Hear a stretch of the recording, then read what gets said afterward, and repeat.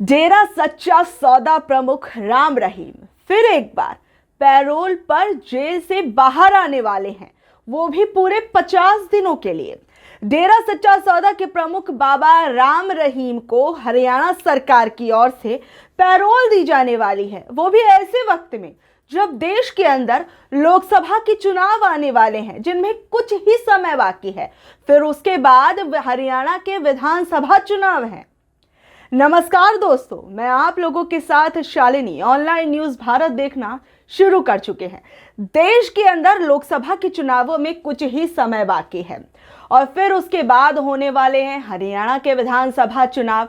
ऐसे में हरियाणा की राजनीति में फिर एक बार उठापटक होनी शुरू हो गई है। रेप और हत्या के आरोप में जेल में बंद बाबा राम रहीम फिर एक बार पैरोल पर बाहर आने वाले हैं, जिसके बाद हरियाणा सरकार फिर एक बार सवालों के निशानों पर आ गई है। विपक्षी फिर एक बार सवाल करने लगे हैं। आपको बता दें कि डेरा सच्चा सौदा के प्रमुख बाबा राम रहीम को साल 2017 में सजा मिली थी 2 महिलाओं से रेप के आरोप में और एक हत्या का आरोप उनके ऊपर था, जिस कारण उन्हें 20 साल की सजा दी गई है। और इस सजा में वो बार बार पैरोल पर बाहर आते हैं और अब जो वो पैरोल पर बाहर आएंगे वो 9वीं बार होगा। सोचिए, जिस देश के अंदर पहलवान बेटियां जो खुद हरियाणा से आती हैं, जिन्हें न्याय मिलने में साल भर का समय होने वाला है, लेकिन अब तक उनको न्याय नहीं मिल पाया है। उसके लिए न जाने वो सड़कों पर घसीटी गई, उनके साथ क्या क्या हुआ, उन्हें क्या क्या सुनना पड़ा, आंदोलन करना पड़ा, देश के राजधानी के अंदर एक टेंट लगाकर कई महीनों तक रहना पड़ा। लेकिन उसके बावजूद उनमें से हार मानकर कई पहलवानों ने तो अपने मेडल्स को त्याग दिया और साक्षी मलिक ने तो अपनी कुश्ती तक को त्याग दिया।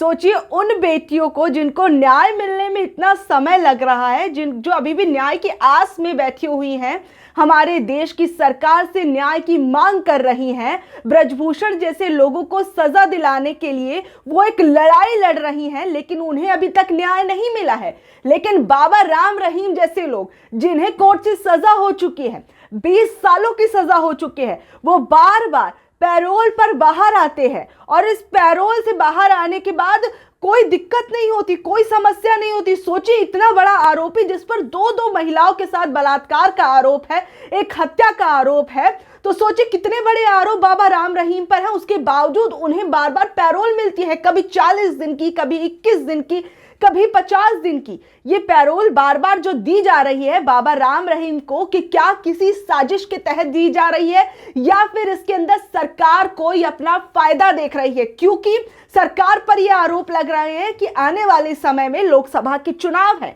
फिर इन लोकसभा के चुनावों के बाद हरियाणा के विधानसभा के चुनाव है। बाबा राम रहीम पर विश्वास करने वाले अभी भी उनके कई समर्थक हैं।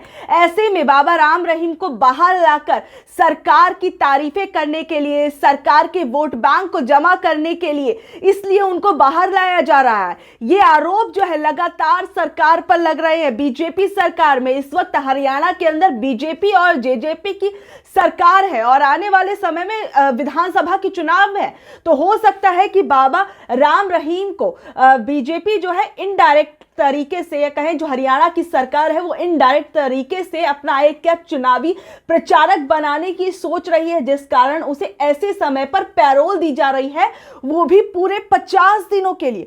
सोचिए कितनी बड़ी बात है, कितना बड़ा सवाल अपने आप में है। मैं आपको बता दूं कि बाबा राम रहीम के बारे में मैं आपको थोड़ी डिटेल्स भी दे देती हूं कि कौन है, कहां से इनको कितनी सजा मिली हुई है और उसके बावजूद कैसे इनको बार बार पैरोल दी जाती है। आपको बता दें कि ये 9वीं बार पैरोल पर बाहर आए हुए हैं और इनको रेप के आरोप में 20 साल की सजा मिली हुई है।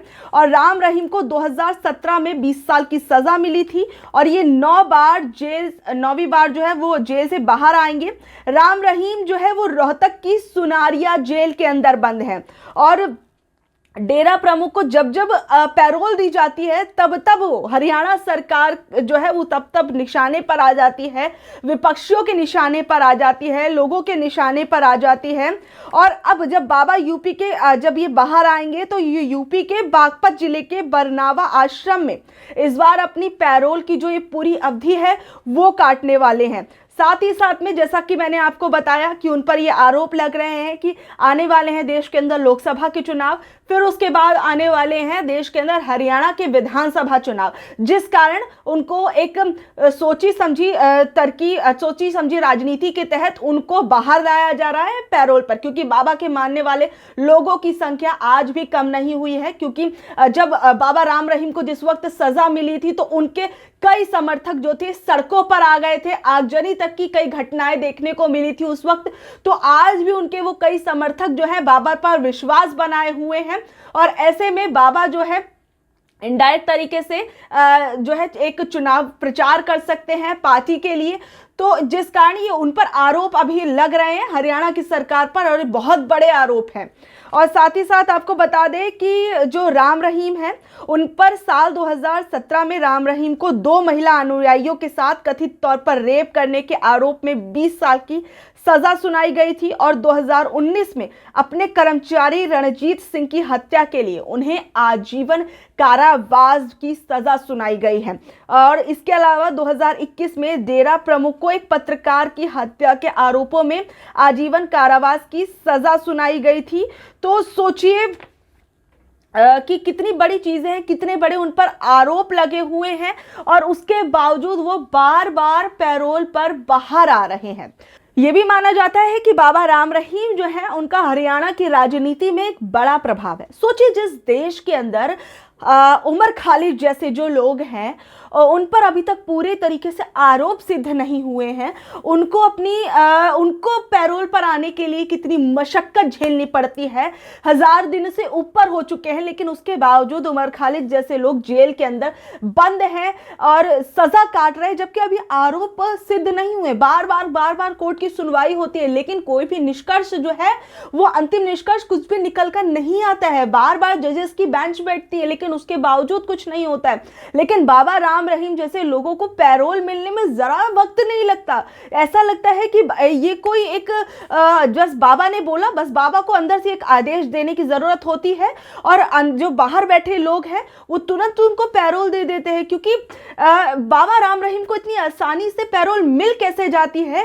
पैरोल मिलने का भी एक प्रक्रिया होती है, और पैरोल ऐसे ही किसी को नहीं दी जा सकती कि किसी अपराधी पर इतने बड़े बड़े इल्जाम हैं उसके बाद उसे पैरोल दे दें और फिर उसके बाद वो बाहर जाए तो फिर किसी एक बड़े अपराध को अंजाम दे। ऐसी भी चीजें हो सकती है। तो इसलिए पैरोल के बारे में मैं आपको बता दूं कि पैरोल कोई अधिकार नहीं है।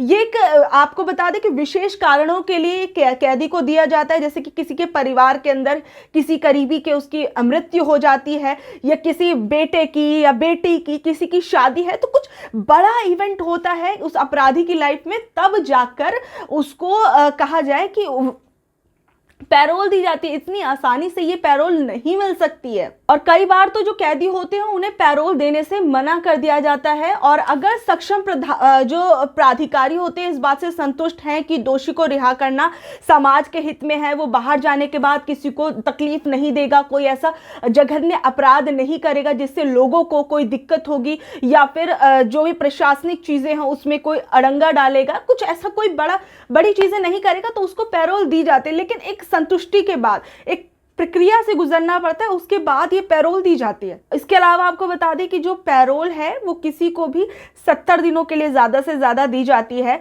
लेकिन सोचिए मतलब कितनी शर्म वाली बात है एक देश के अंदर जहां बेटी बचाओ बेटी पढ़ाओ जैसे नारे दिए जाते हैं, और इन बेटियों के साथ महिलाओं के साथ ही अपराध करने वाले लोग जो है कितनी आसानी से सजा पाने के बावजूद बाहर निकल कर आ जाते हैं जेल से कुछ समय के लिए।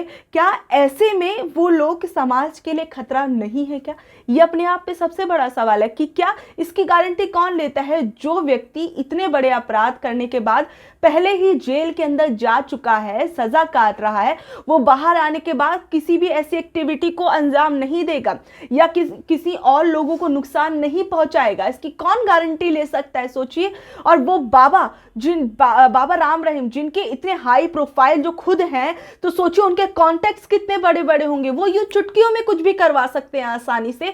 तो बाहर आने के बाद क्या किसी को हानि नहीं पहुंचाएंगे, क्या किसी को क्षति नहीं पहुंचाएंगे, क्या ये अपने आप में बड़ा सवाल नहीं? खैर, जैसे बिल्किस बानो जैसे केस में हमने देखा था किस तरीके से गुजरात हाई कोर्ट ने बिल्किस के अपराधियों को छोड़ दिया था, जेल से रिहा कर दिया था, लेकिन वो तो हमें शुक्रिया अदा करना चाहिए सुप्रीम कोर्ट का, सुप्रीम कोर्ट के अंदर बैठे उन जजों का जिन्होंने दोबारा से बिल्किस के आरोपियों को जेल के अंदर पहुंचाने का काम किया।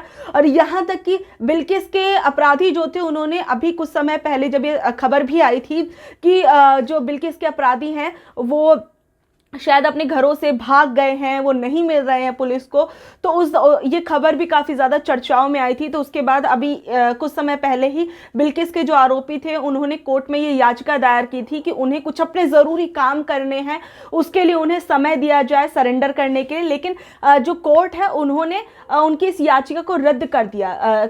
जो सुप्रीम कोर्ट की तरफ जो उन्होंने ये याचिका दायर की थी उसको उन्होंने रद्द कर दिया है। ये बहुत ही अच्छी चीज़ है कि आज भी न्याय जो है वो जिंदा है। और जिस बिल्किस जैसे केस के अंदर हमने देखा था कितना जघन्य अपराध था, उसके बावजूद उसके आरोपियों को गुजरात सरकार एक ऐसे कानून के तहत रिहाई दे देती है जो कानून जो कि अभी चल भी नहीं रहा, जो भी संचालन में ही नहीं है वहाँ के नियमों के अनुसार, उस कानून के तहत उनको रिहाई दे दी जाती है। तो कितनी बड़ी चीज़ है, कितनी बड़ी बातें हैं ये सारी चीज़ें। और बाबा राम रहीम जैसे लोग जो कि खुद एक बड़े हाई प्रोफाइल लोग हैं और वो जेल के बाहर आते हैं तो अपने आप में एक ये सवाल बन जाता है, एक अपने आप में बड़ी खबर बन जाती है। बहरहाल बाबा राम रहीम जो हैं उनकी पैरोल की खबर सामने आने के बाद तमाम विपक्षी लोग जो हैं वो उस पर सवाल उठाने लगे हैं। सवाल इसलिए भी हो रहा है क्योंकि आने वाले समय में चुनाव हैं और इन चुनावों के अंदर क्या बाबा राम रहीम को लाकर वोट बटोरने की, वोट बैंक को बढ़ाने की कोशिश की जाएगी पार्टी की तरफ से। ये भी तमाम सवाल इस वक्त उठ रहे हैं। बाकी आप लोग बाबा राम रहीम के पैरोल मिलने पर, बार बार पैरोल मिलने पर आप लोग क्या कुछ कहेंगे, नीचे दिए गए कमेंट बॉक्स में ज़रूर बताइएगा।